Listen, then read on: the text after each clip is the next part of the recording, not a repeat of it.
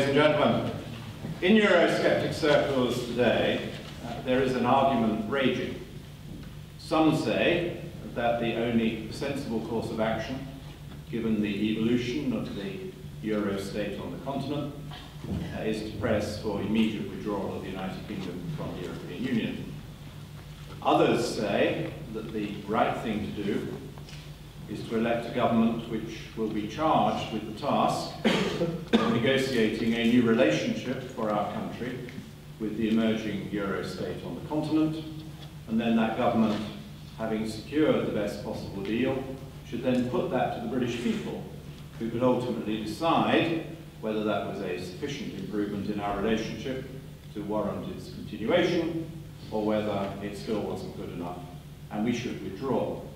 Now, I'd be interested just to see who I'm talking to today. So, given that those are the two sensible Eurosceptic options as Eurosceptics see them, which of you would favour immediate withdrawal?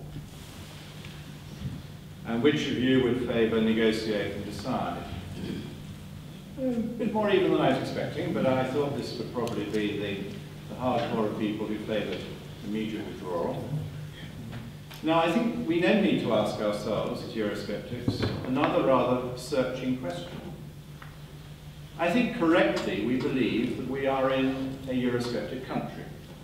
The polling says that there are a lot of mildly Eurosceptic people who don't like our relationship and would like many powers back and a smaller budget contribution.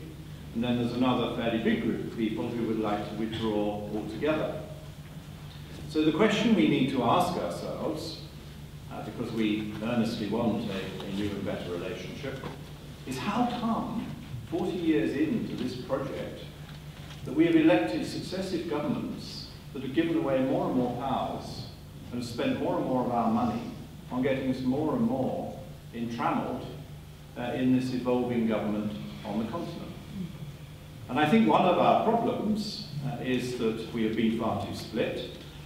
Eurosceptics take great delight in beating each other up and criticising each other and trying to form ever fewer groups to put forward the true doctrine. Opponents love this because it means we don't pull our weight and we don't draw into our cause the many people out there who are broadly in sympathy with some of the things we're saying, but get put off by the apparent extreme language that some use and the extreme conduct that some undertake. So I think we need to heed that and understand that if you wish to win a great cause, if you wish to champion a just position, if you wish to make sure that a future Parliament does more as you wish on the mighty subject of Europe, we need to draw more people in rather than put them off. We need to build bridges rather than destroying them. We need to work together and try and find the things that we do agree about rather than always trying to highlight the things about which we disagree. Now, I've been trying within the Conservative Party to put across the simple case that we need a new relationship with the emerging European Union. And I'm very pleased that that phrase is now used by government ministers. That, I think, is progress. Now, we want much more progress because we now need them to flesh out what that new relationship might look like. What things are we happy to do in conjunction with our current partners in the European Union? And what things do we wish to decide for ourselves? And I think we are at a very important point in the evolution of this argument, because I think now many people in our establishment who have for years said that those who wish to pull out are a minority and don't understand, now realise that the vision they had of a single market with Britain as a crucial part of the single market and a few add-ons that we could live with, now realise that that isn't what is happening, and that they are going to need something so much more consolidated on the continent as they desperately try to shore up their ailing currency, and as they try to create the state that the currency will represent, having done the currency first the wrong way round. I've always said that the euro was an orphan currency. It's a poor orphan looking for a parent to love it, support it, and profit. And we are seeing a very painful process. The orphan currency seeks that parent, and the parent has to be a euro state. Germany has to put her money behind the project. She cannot do otherwise if she wants it to succeed. The Southerners have to accept some German discipline. but they are right to expect German support. And they need the political institutions to create that. As our government faces this problem, surely they can now see that we couldn't conceivably join the fiscal union, as well as the currency union and the government union, the political union, which they are openly talking about and which they desperately need if they are to make any sense of their currency in search of a supporter. So at this crucial moment, we need to work with our government. It may not be the government many of you would have chosen, but it is our government. And we need to work with all those people outside this room who wouldn't spend their time with you here today and might think your views were extreme by their standards, but who must share your concern and my concern that the democratic fabric of our country has been gravely damaged by this process, that there are now many things, as Tim has referred to, that British elected ministers cannot decide for us, even when they are speaking for us, because it is determined elsewhere. That there is a danger we are going to be dragged into paying too many of the bills for a currency which we rejected.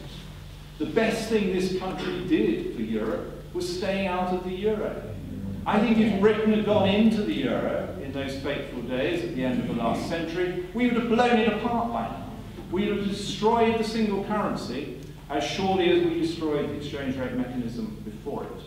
And those of us who spent years in politics warning our colleagues that the exchange rate mechanism couldn't conceivably work for Britain's interests, those who have worked with you and others to say that we must not go into this currency because we are not suited to it and it has so many more implications, have another big task to do.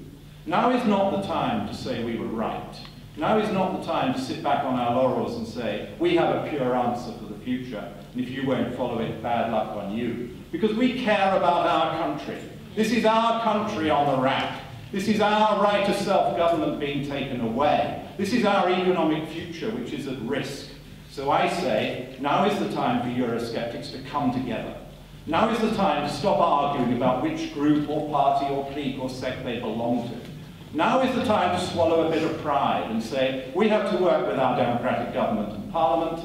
They now accept, many of them, that we need a new relationship with the European Union. So let us start to put some flesh on those bones. Let's tell them how many things we think we do need back. Let's tell them how little we think you need to have a successful trading relationship with other people. Let's set out the case in moderate and sensible language, because now is the time.